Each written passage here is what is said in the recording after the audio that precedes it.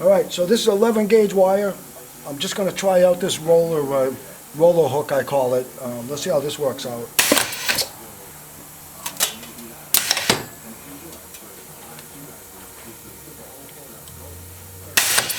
Oh, that seems to be better.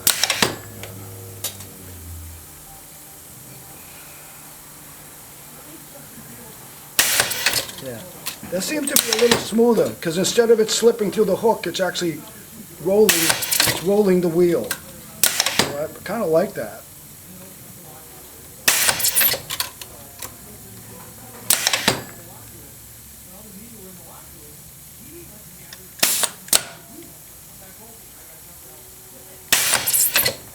There we go.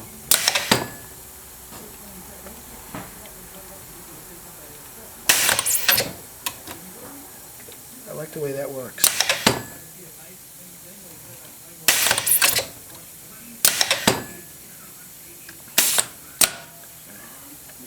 All right.